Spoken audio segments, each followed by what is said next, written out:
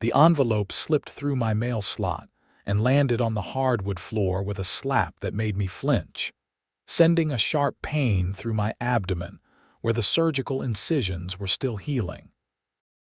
I stood there in my living room in Naperville, Illinois, staring at the official-looking letter bearing the seal of the Ridgemont Estates Homeowners Association, and something in my gut told me this wasn't going to be good news. My name is William Barrett, and 3 weeks ago I had emergency surgery to remove my appendix after it decided to rupture during what I thought was just a bad case of food poisoning. The surgery itself went fine, but the recovery had been brutal. My doctor explicitly told me no heavy lifting, no strenuous activity, and definitely no shoveling snow for at least 6 weeks. I had the paperwork to prove it, sitting in a folder on my kitchen counter along with my discharge instructions and follow-up appointment reminders. I bent down slowly, carefully protecting my still tender midsection, and picked up the envelope. The return address confirmed my suspicions. Karen Norton, President, Ridgemont Estates HOA. I had only lived in this neighborhood for 8 months, having bought my modest 3-bedroom house last April, and in that time, I had learned that Karen Norton was exactly the kind of person her name suggested.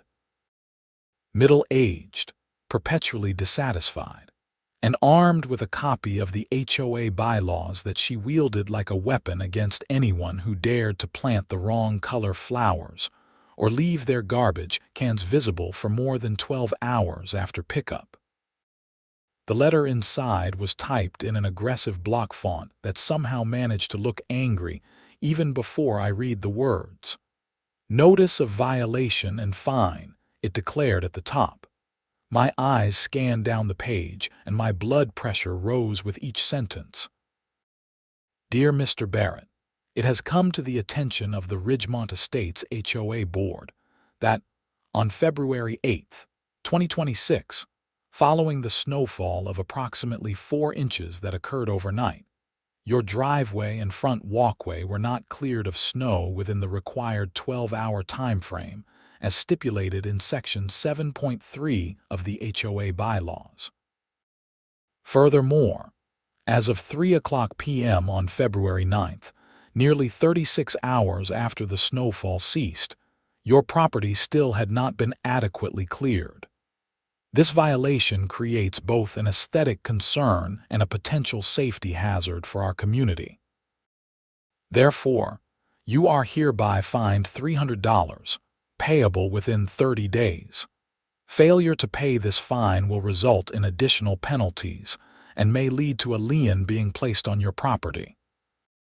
Additionally, you are required to immediately clear all snow and ice from your driveway and walkway to bring your property into compliance. I read the letter 3 times, each time feeling a new wave of anger and disbelief wash over me. $300. For not shoveling snow fast enough while I was recovering from surgery. I walked over to my front window and looked out at my driveway. Sure, there was still some snow there, but I had managed to scrape a narrow path from my front door to the street yesterday, working in 5-minute intervals because that was all I could handle before the pain became too much. My neighbor, Mrs. Chen, had even offered to have her son help, but he had been out of town for work. I pulled out my phone and took pictures of the letter, then photographed my discharge paperwork and the doctor's orders restricting my activity. Then I sat down at my computer and started researching. What I found made me even angrier.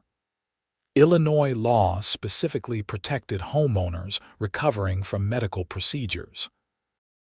The Illinois compiled statutes, under the Common Interest Community Association Act, stated that HOAs could not enforce fines or penalties against homeowners who were medically unable to comply with certain requirements, provided they had documentation from a licensed physician. There was also a federal angle, the Fair Housing Act, which prohibited discrimination based on disability, and a temporary disability from surgery absolutely qualified. Karen Norton had screwed up, and she had no idea. I drafted an email immediately, attaching photos of my medical documentation. "Dear Miss Norton and HOA board members," I began, keeping my tone professional despite wanting to write something much more colorful. "I received your notice of violation today regarding snow removal at my property. I want to inform you that I underwent emergency appendectomy surgery on January 20th, 2026, and my physician has restricted me from any strenuous activity, including snow shoveling for 6 weeks post-surgery. I have attached my medical documentation supporting this. Under Illinois law, specifically the Common Interest Community Association Act, HOAs cannot enforce penalties against homeowners who are medically unable to comply with certain requirements when proper documentation is provided. I am also protected under the Fair Housing Act. I respectfully request that this fine be immediately rescinded and that you acknowledge this medical exemption in writing. Sincerely, William Barrett." I hit send and sat back, wincing as the movement pulled at my incisions. Part of me hoped that would be the end of it, that Karen would see she had made a mistake and back down. But I had been dealing with her long enough to know better. The response came faster than I expected. My phone dinged at 7:30 that evening, just as I was carefully lowering myself onto my couch with a bowl of soup. Karen had replied to my email, and she had CC'd the entire HOA board, which consisted of herself, a man named Douglas Fletcher who seemed to exist solely to agree with everything Karen said, and a woman named Patricia Meadows, who I had met once at a neighborhood barbecue and who had seemed relatively reasonable. "Mr. Barrett," Karen's email began, and I could practically hear her pinched voice through the screen. "While we sympathize with your medical situation, the HOA bylaws make no exceptions for individual circumstances. All homeowners agreed to abide by these rules when they purchased their properties. The bylaws exist to maintain property values and community standards for everyone. If we made exceptions for one person, we would have to make exceptions for everyone, and the neighborhood would descend into chaos. The fine stands. You have 30 days to pay. Additionally, you are still required to have your property cleared. If you are unable to do so yourself, you are responsible for hiring someone to do it for you. Regards, Karen Norton, HOA President." I stared at my phone in disbelief. She was actually doubling down. Not only was she refusing to acknowledge state and federal law, but she was also making it clear she had no intention of backing down. I looked at the CC list and noticed that Patricia Meadows had been included. Maybe she would be a voice of reason. I crafted another email, this time more direct. "Miss Norton, I appreciate your response, but I must emphasize that this is not about asking for special treatment or an exception to the rules. This is about the law. Illinois state law explicitly protects homeowners in my situation, and the Fair Housing Act is federal law that supersedes your HOA bylaws. No set of bylaws can override state or federal law. I am happy to provide additional legal citations if needed. Again, I am requesting that this fine be rescinded immediately. I will also note that I did clear a path to the best of my ability given my medical restrictions, which demonstrates good faith effort to comply." Another quick response. "Mr. Barrett, I have been president of this HOA for 7 years and I am quite familiar with what is and is not legal. You are mistaken about the law. The fine stands. K. Norton." That was it. She wasn't going to listen to reason, and she was now claiming I was wrong about the law when I had the statutes right in front of me. I took a deep breath and decided I needed to escalate this. I started by calling the office of a lawyer I had seen advertised who specialized in HOA disputes. The receptionist told me the attorney, a man named Richard Hayes, could see me the following week. I made the appointment and then sent one more email to the HOA board. Miss Norton and board members, since Miss Norton has made it clear that she will not rescind this illegal fine voluntarily. I am informing you that I have retained legal counsel and will be pursuing this matter through appropriate legal channels. I am also filing a formal complaint with the Illinois Attorney General's office regarding this violation of state law. I will give the board one final opportunity to resolve this matter reasonably before proceeding. William Barrett. That night, I barely slept. The pain from my surgery was manageable with medication, but the stress of the situation kept my mind racing.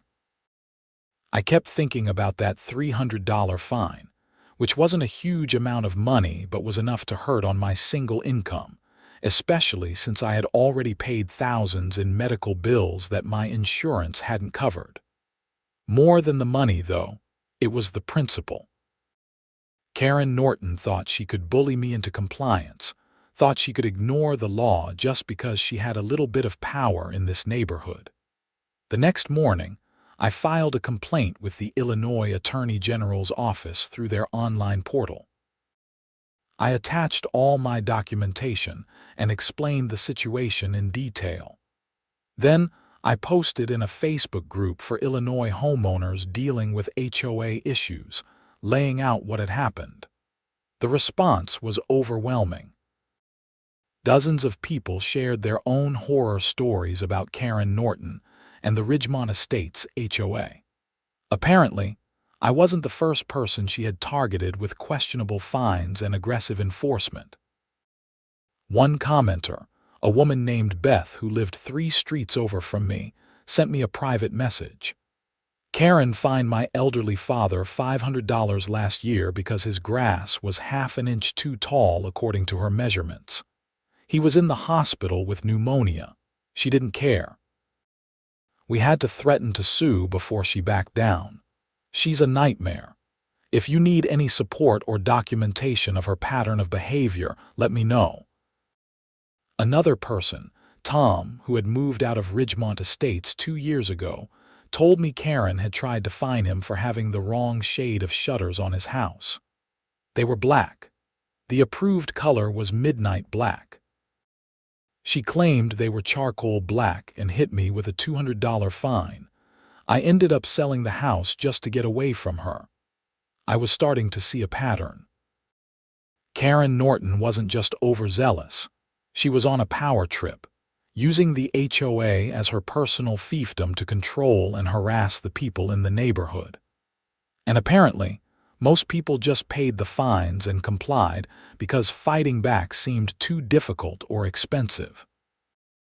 On February 11th, I received a follow-up letter from the HOA. This one informed me that since my property was still not in compliance regarding snow removal, and I had now missed 2 additional snowfalls that had occurred over the past few days, I was being fined an additional $500. The letter also stated that if my property was not cleared within 48 hours, the HOA would hire a contractor to clear it and bill me for the cost plus a 30% administrative fee. I couldn't believe what I was reading. The snowfalls she was referring to had been light dustings, maybe an inch each time, and they had mostly melted on their own. My driveway looked no different from half the other driveways in the neighborhood. I grabbed my phone and drove slowly around Ridgemont Estates, documenting every single property that had snow or ice on their driveways and walkways. I found 17 of them. 17 properties that were in the exact same condition as mine, but only I was being fined. That was when I realized this wasn't just about the snow. This was personal. I thought back over my interactions with Karen Norton over the past 8 months and tried to figure out what I had done to earn her ire. Then it hit me. Last October, there had been an HOA meeting where Karen had proposed increasing the annual dues by 40% to fund a decorative fountain at the neighborhood entrance. I had been one of the few people who had spoken up against it, pointing out that our dues were already high and that the money would be better spent on actual maintenance issues like the potholed streets and broken streetlights. The measure had failed to pass, and Karen had given me a look that could have frozen lava. This was revenge. Plain and simple. I documented everything carefully. Photos of the other properties, screenshots of all email exchanges, copies of all letters, my medical records, the legal statutes I was citing. I put together a comprehensive file that showed not only that Karen was violating the law in my case, but also that she was selectively enforcing the rules to target me specifically while ignoring identical violations by other homeowners. My appointment with Richard Hayes, the attorney, was on February 14th. His office was in downtown Naperville, in a historic building that had been converted into professional suites. Hayes himself was in his mid-50s, with gray hair and a calm demeanor that immediately put me at ease. I walked him through everything, showing him all my documentation. He listened carefully, occasionally making notes on a legal pad. When I finished, he sat back in his chair and shook his head. "Mr. Barrett, this is one of the most clear-cut cases of HOA overreach I've seen in a while. You're absolutely right about the law. The Common Interest Community Association Act is crystal clear on this issue, and the Fair Housing Act provides additional protection. Your HOA president is either ignorant of the law or willfully violating it. Either way, you have an excellent case." "What are my options?" I asked. "Well, we can send them a formal demand letter from my office, which often gets their attention. If they still refuse to back down, we can file a lawsuit. Given the documented selective enforcement and the clear legal violations, I'd say you have grounds for not only getting the fines rescinded, but also potentially recovering damages, attorney fees, and possibly even punitive damages if we can show willful misconduct. How much would this cost me?" Hayes smiled. "In cases like this, where the law is so clearly on your side, I often work on contingency for the damages portion, and there's a good chance we can recover attorney fees from the HOA. I'd want a small retainer, maybe $1,000, to get started with the demand letter. If it goes to litigation, we'd discuss terms, but honestly, I doubt it will get that far. Most HOAs back down quickly once they get a letter from an attorney and realize they're in the wrong." I thought about my bank account, still depleted from medical bills, but decided it was worth it. "Let's do it." Hayes drafted a demand letter that afternoon. It was 5 pages of densely worded legal language that essentially boiled down to: rescind the fines immediately, acknowledge the illegal nature of your actions in writing, and reimburse William Barrett for his legal fees, or face a lawsuit that you will lose, and that will cost you much more money. The letter cited multiple legal precedents, referenced specific sections of Illinois law and federal law, and included copies of all my documentation. The letter was sent via certified mail on February 15th.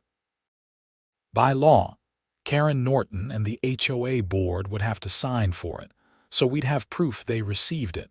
While I waited for a response, things in the neighborhood got weird. On February 17th, I looked out my window and saw Karen Norton standing in my driveway, taking pictures with her phone. I watched her for a minute, documenting her documenting me, then decided to go outside. "Can I help you with something?" I called out as I carefully made my way down my front steps. It had snowed another inch the night before, and I had managed to sweep a narrow path, though it had taken me 20 minutes and left me exhausted. Karen turned to me with a tight smile that didn't reach her eyes. "Just documenting the continued violations of HOA bylaws, Mr. Barrett. I see you still haven't properly cleared your property. I've cleared a path to the best of my ability given my medical restrictions, which I've documented extensively. I'm legally protected from these fines, and you know it." "What I know," Karen said, her voice dripping with condescension, "is that you seem to think the rules don't apply to you, that you're special somehow. But everyone in this neighborhood agreed to the same bylaws, and everyone has to follow them. Everyone except the 17 other homeowners who currently have the same amount of snow on their driveways as I do, but who aren't being fined," I shot back. "I have pictures." Karen's expression flickered for just a moment, a crack in her composed facade. "Those situations are different." "How?" "They just are. Now, if you'll excuse me, I have other properties to inspect." She turned and walked away, her boots crunching on the snow. I went back inside, my heart pounding and my incisions aching from the stress and the cold. I immediately called Richard Hayes and told him about the encounter. "She's still documenting violations even after receiving the demand letter," he sounded surprised. "That's bold and stupid. Keep documenting everything. Take a video if she shows up again." This selective enforcement angle is going to be very useful. The HOA's response to the demand letter came on February 20th, and it was not what I expected. Instead of backing down, they doubled down again.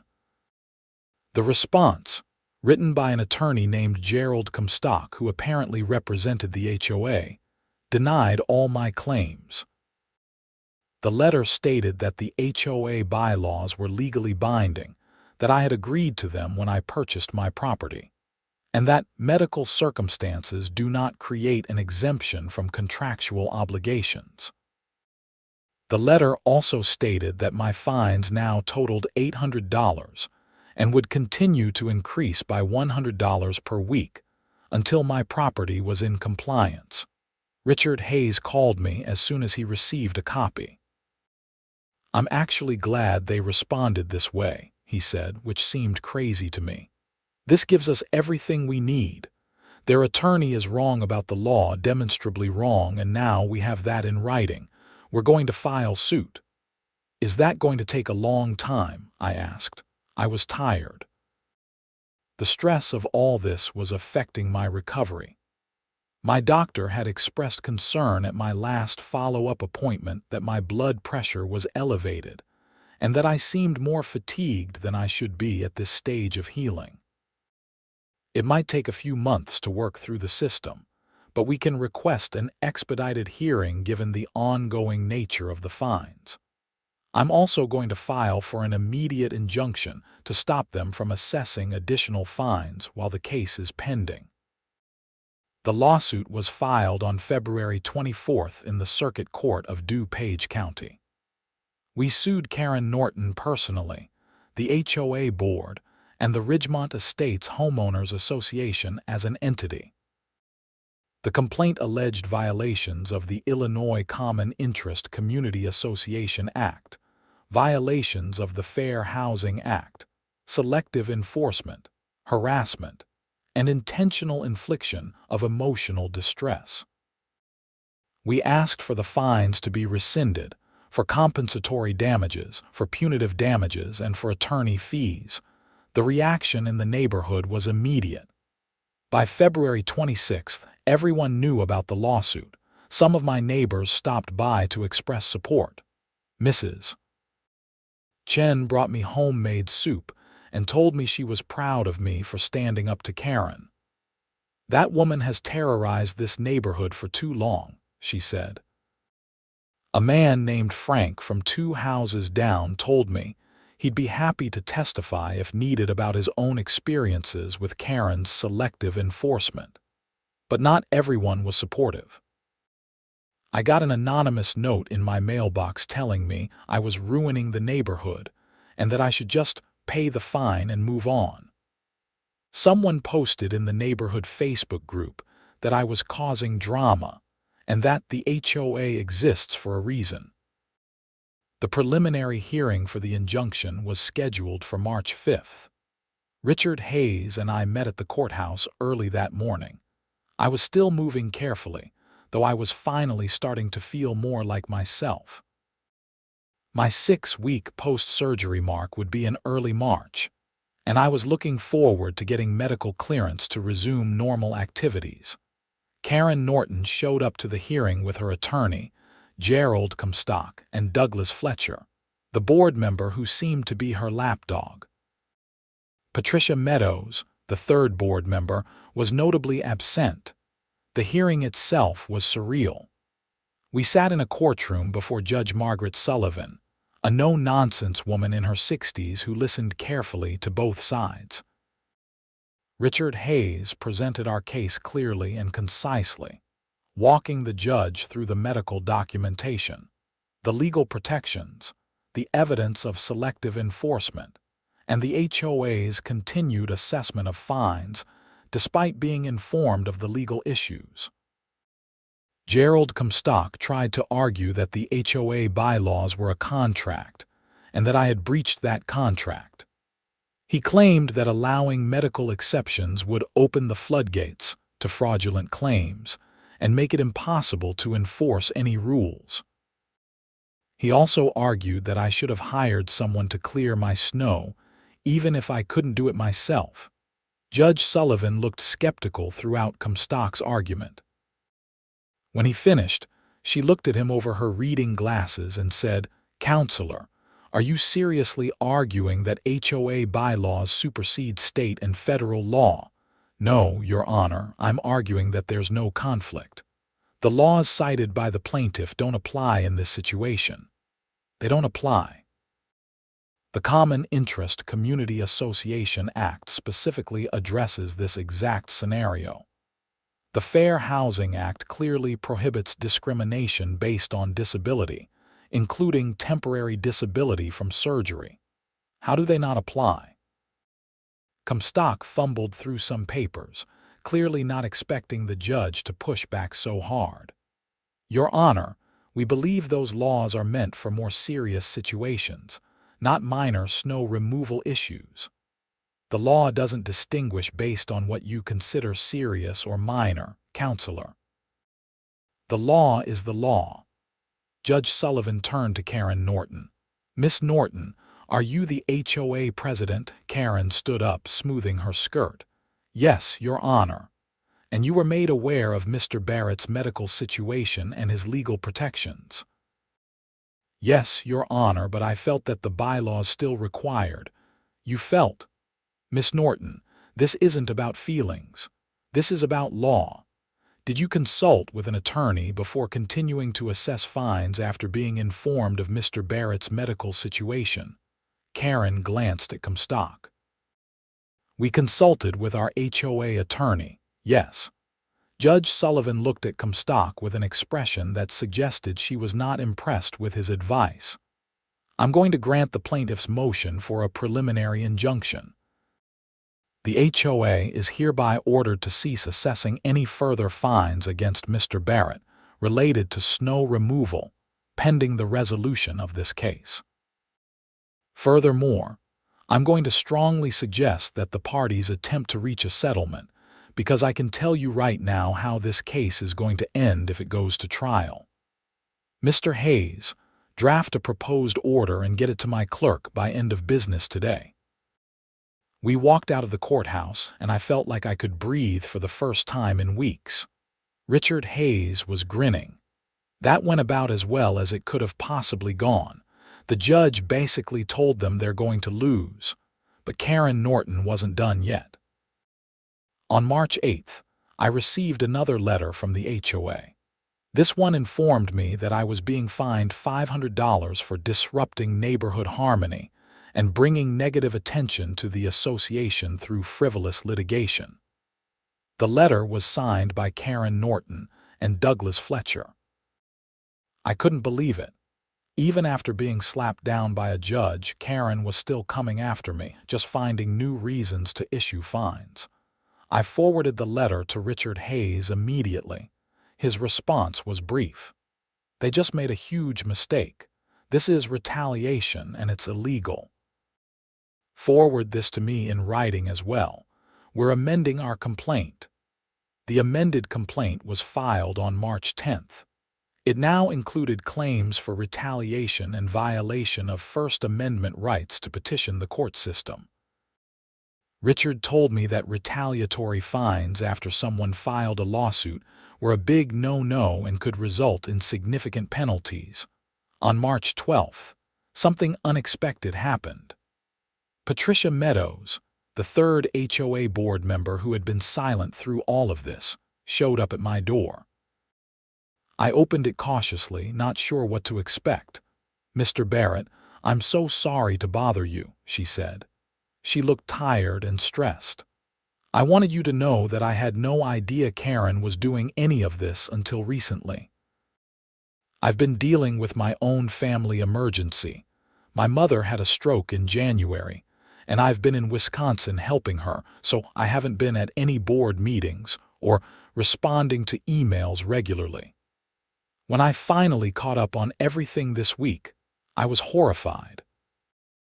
"Okay," I said slowly, not sure where this was going. "I've submitted my resignation from the board, effective immediately.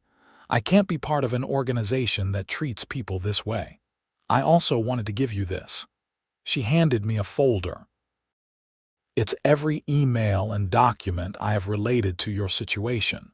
I think you'll find some interesting things in there. Karen has been saying different things to different people, and some of her emails to Douglas and me directly contradict what she's been saying publicly." I took the folder. "Thank you, that's very kind of you. It's not kind, it's right.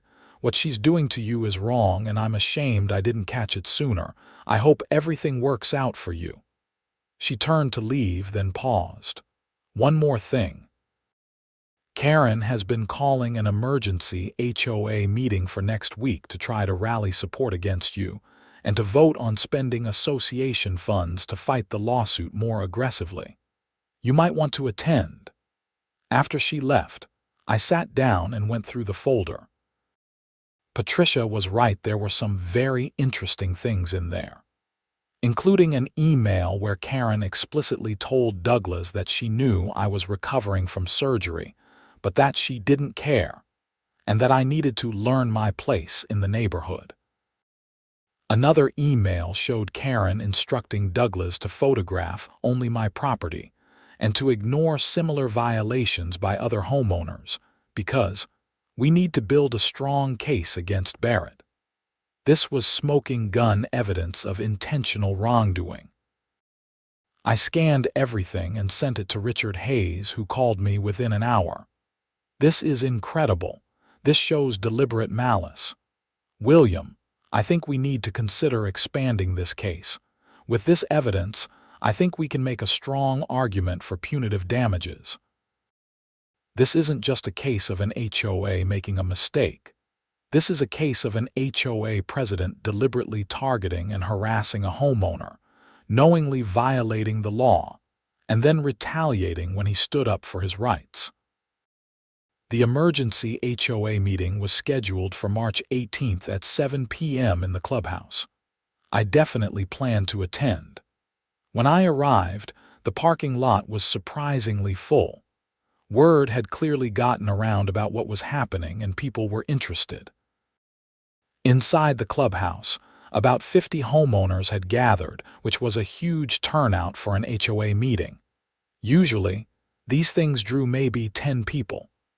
Karen Norton stood at the front of the room next to Douglas Fletcher, looking less composed than usual. She called the meeting to order and launched into what was clearly a prepared speech. "Thank you all for coming on short notice. As many of you know, our association is facing a frivolous lawsuit from one of our residents who thinks the rules don't apply to him. This lawsuit is costing our association money that could be spent on improvements to our neighborhood. Tonight, I'm asking for your support in authorizing the expenditure of up to $50,000 in association funds to defend against this lawsuit, and to send a clear message that we will not be bullied into abandoning our standards. Before she could continue, a man I recognized from a few streets over raised his hand. "Karen, can you explain what the lawsuit is actually about? Because I've heard it's about you fining someone who was recovering from surgery and couldn't physically shovel snow." Karen's jaw tightened. "The lawsuit is about a homeowner who failed to maintain his property according to the bylaws we all agreed to." "But was he recovering from surgery?" the man pressed. "That's irrelevant. The bylaws make no exceptions." I stood up. Everyone turned to look at me. "Actually, it's very relevant. Illinois law and federal law both make exceptions." Karen was informed of my medical situation and my legal protections, and she chose to ignore them and continue assessing fines anyway. Then, after I filed a lawsuit to protect my legal rights, she retaliated by issuing additional fines. I have documentation of all of this. The room erupted in murmurs. Karen pointed at me. "You're out of order. This is a board meeting and you don't have the floor." "Actually," said Mrs. Chen, standing up, "according to our bylaws, any homeowner can speak at a board meeting during the open comment period, and we're in the open comment period right now."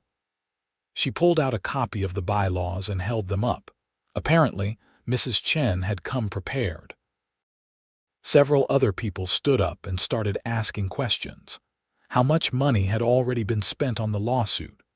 Why was I the only one being fined when other properties had snow? What exactly did my medical documentation say? Why was Karen taking pictures of my property specifically? The meeting devolved into chaos.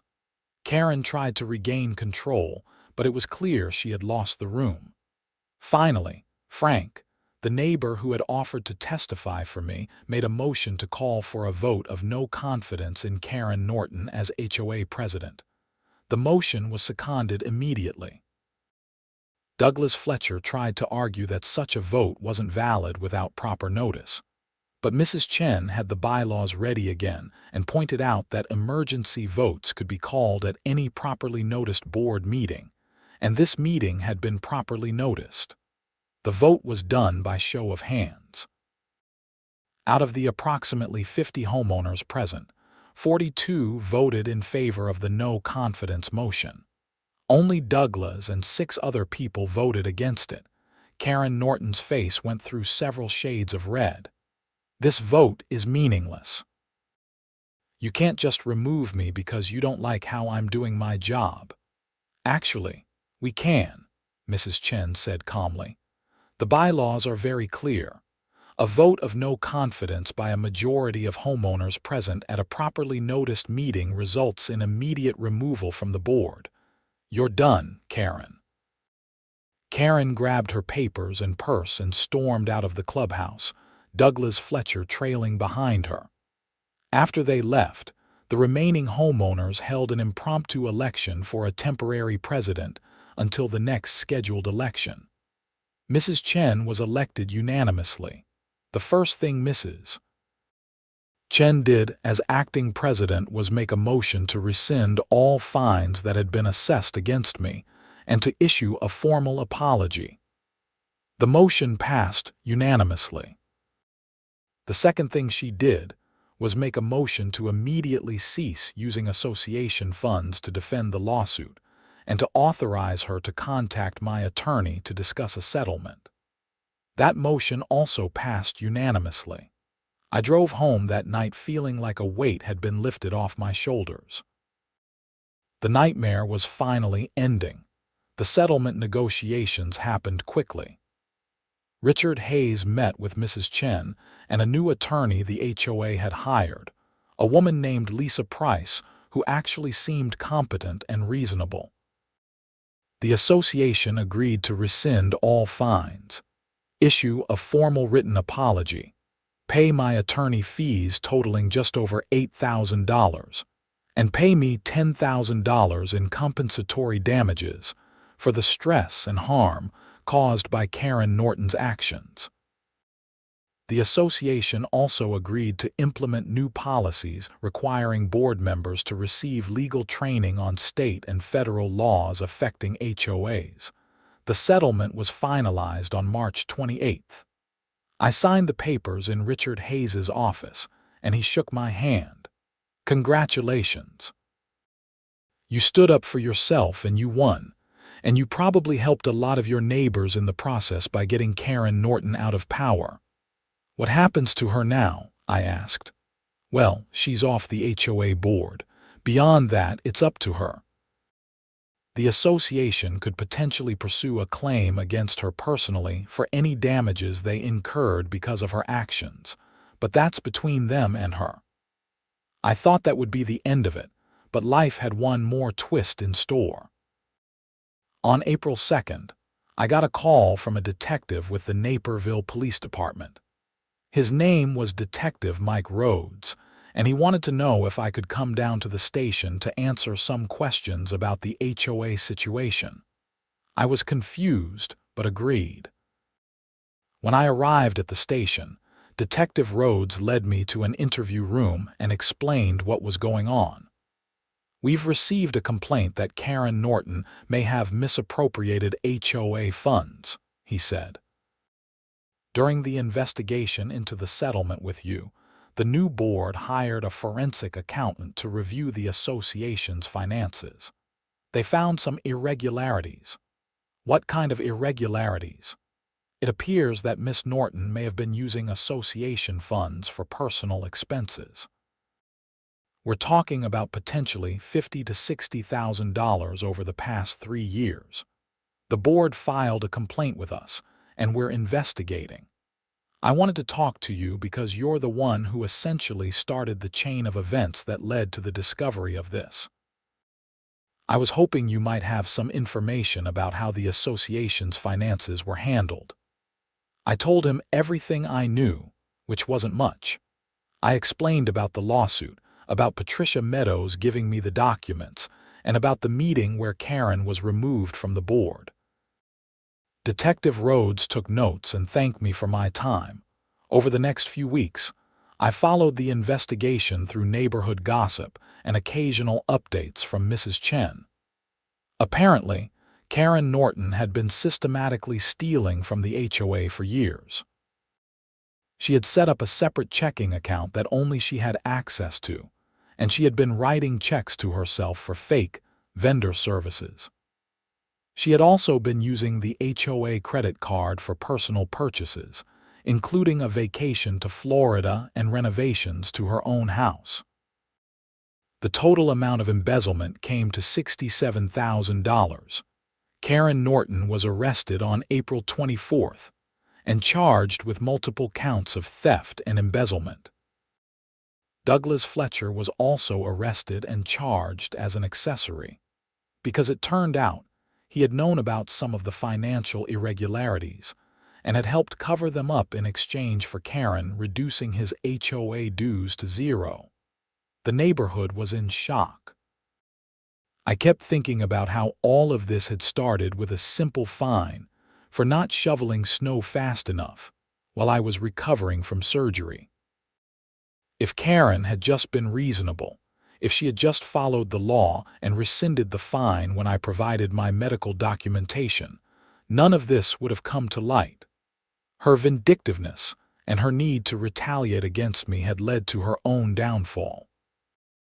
The criminal case moved through the system over the next several months. Karen Norton initially tried to fight the charges, claiming that she had authorization to spend the money and that it was all just accounting errors. But the forensic accountant's report was damning, and the prosecution had mountains of evidence. In August, Karen accepted a plea deal. She pleaded guilty to felony theft and embezzlement in exchange for a sentence of 3 years in prison, 5 years of probation after her release, and an order to repay the full $67,000 to the HOA. Douglas Fletcher accepted a separate plea deal for his lesser role and got a year in county jail plus probation. I attended the sentencing hearing on August 14th. Karen Norton stood before Judge Sullivan, the same judge who had presided over our preliminary hearing, and listened as her attorney made a plea for leniency, talking about her years of service to the community and her lack of prior criminal record. Judge Sullivan was not moved. "Miss Norton, you held a position of trust in your community, and you abused that trust. You stole from your neighbors, and when one of those neighbors stood up for his legal rights, you retaliated against him. Your actions throughout this entire situation have shown a troubling lack of respect for the law and for other people. The court accepts your plea agreement and sentences you accordingly." As Karen was led out of the courtroom, she looked at me. I expected to see anger or defiance, but instead she just looked tired and defeated. For a moment, I almost felt sorry for her. Almost. The HOA held a special election in September to fill the vacant board positions. 3 new people were elected, all of them reasonable individuals who had been vocal about wanting to reform the association and make it more about community and less about petty enforcement. Mrs. Chen continued as president and did an excellent job. The neighborhood began to feel different. People were friendlier, more relaxed. Without Karen Norton's reign of terror, homeowners felt free to actually enjoy their homes. Someone planted red flowers instead of the approved white ones, and nobody got fined. Someone else painted their front door a cheerful yellow, and the world didn't end. As for me, I finally got full medical clearance in early April and was able to resume all normal activities. My recovery had taken a bit longer than expected, partly because of the stress of the lawsuit, but I was healthy and whole. I spent a Saturday in May clearing out all the remaining snow equipment from my garage, hoping I wouldn't need it again until the following winter, and when I did need it, I'd be able to use it without fear of harassment. I used part of the settlement money to take a vacation I had been putting off.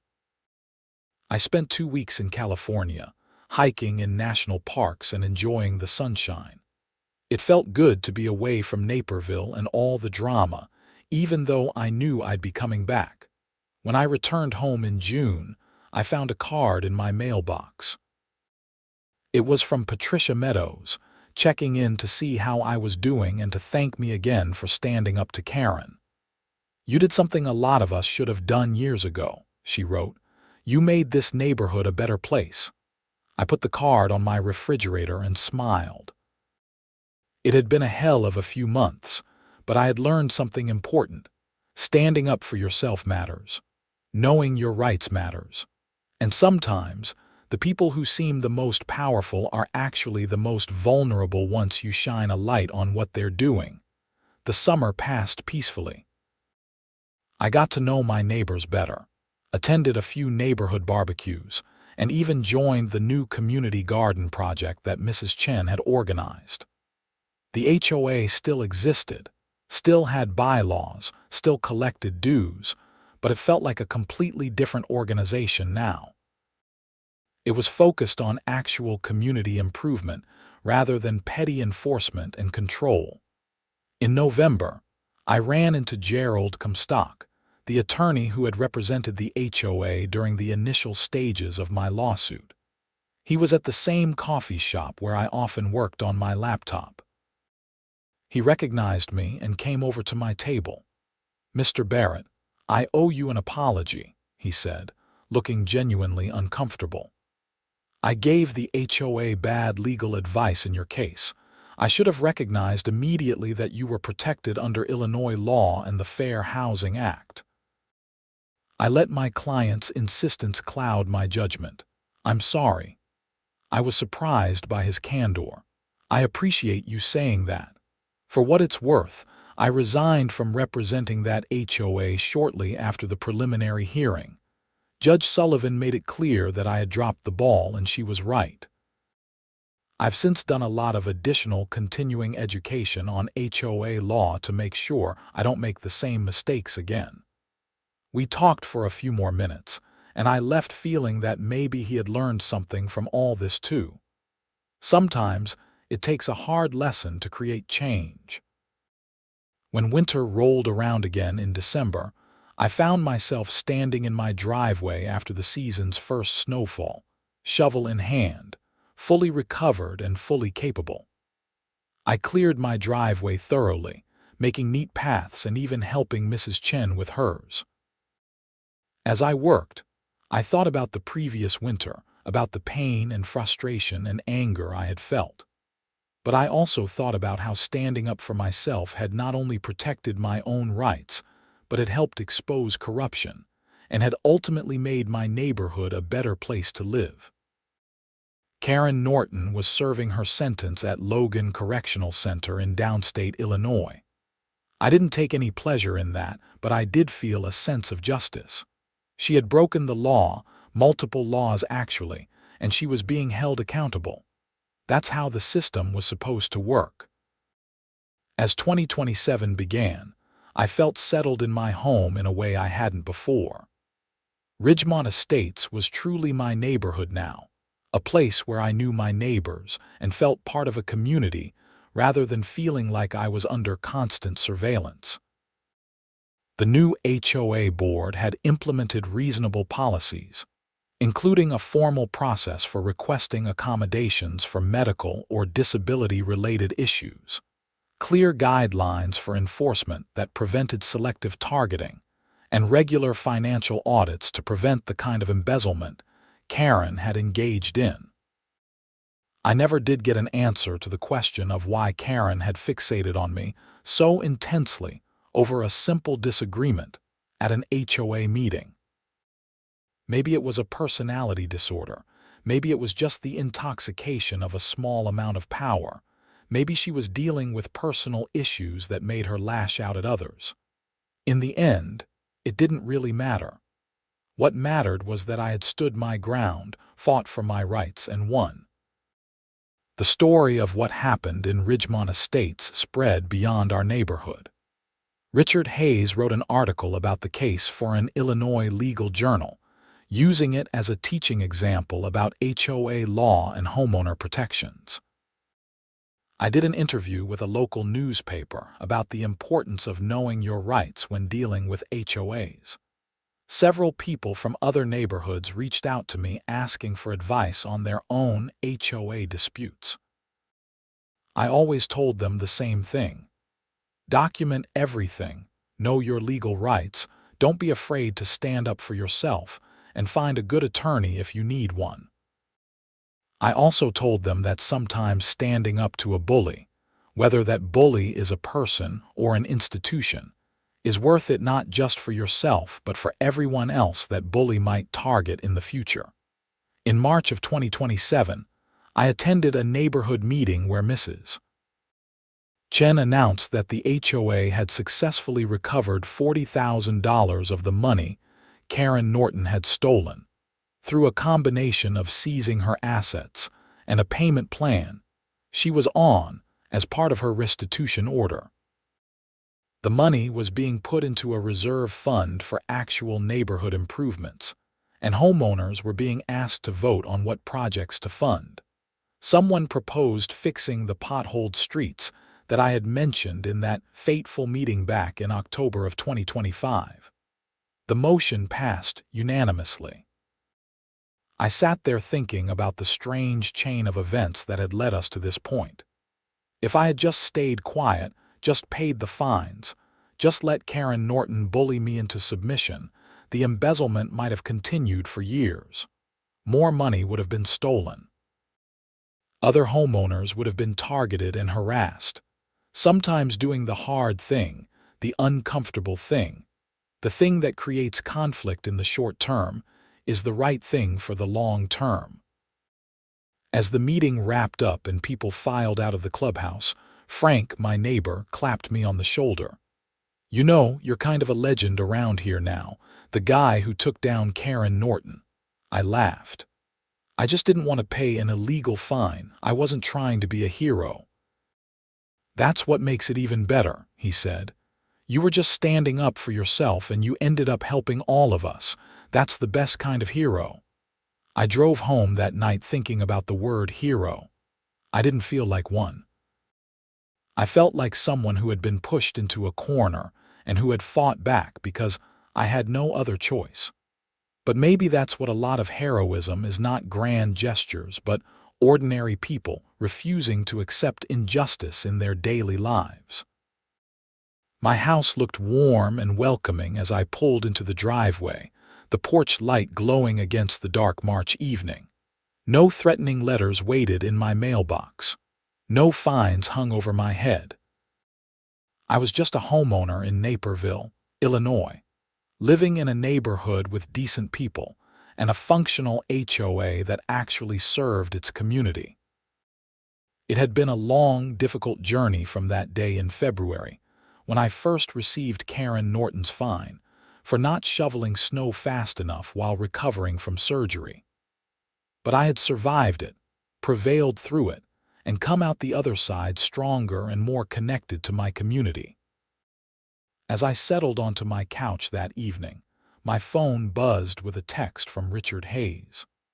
Thought you'd want to know, just heard that several other HOAs in the area have been reviewing their policies and providing training to their boards because of what happened in your case. You've created ripple effects beyond just your neighborhood. Be proud of that. I was proud. Not in an arrogant way, but in the quiet satisfaction of knowing I had stood up for what was right, had fought through a difficult situation, and had helped create positive change. The scar from my appendectomy surgery had faded to a thin line on my abdomen, barely visible now. But the experience of fighting the HOA, of standing up to Karen Norton, of learning about my rights and defending them, those were marks that would stay with me forever. Not as wounds, but as evidence that I could handle whatever challenges life threw at me. The snow had long since melted, spring was returning to Illinois, and life in Ridgemont Estates had found a new, healthier rhythm. My story had ended not with a dramatic confrontation, but with justice quietly served, systems reformed, and a community healed. Sometimes that's the best kind of ending, not a spectacular finish, but a return to normal, with normal being better than it was before. I thought about Karen Norton occasionally, wondering how she was doing in prison, whether she had any regrets or insights about what had led her to embezzle from her neighbors and harass someone recovering from surgery. I hoped she was getting help, that she was learning something from the consequences of her actions. But ultimately, her journey was hers to take, and mine was my own.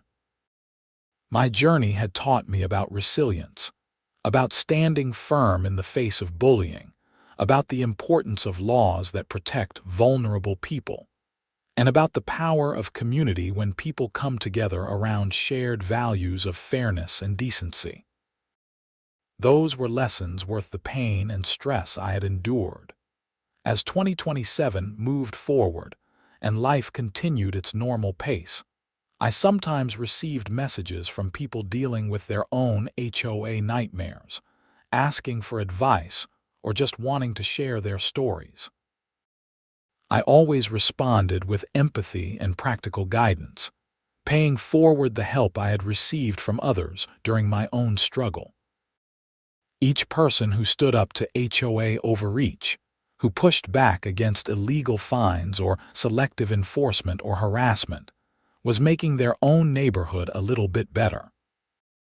The story of how an HOA fined me for not shoveling fast enough while I was recovering from surgery, and how that simple act of overreach led to the exposure of systematic embezzlement and the removal of a corrupt HOA president, became something larger than just my personal experience. It became a reminder that ordinary people have power when they know their rights and have the courage to defend them. It became evidence that standing up to injustice, even when it's easier to just comply, can create positive change that benefits everyone.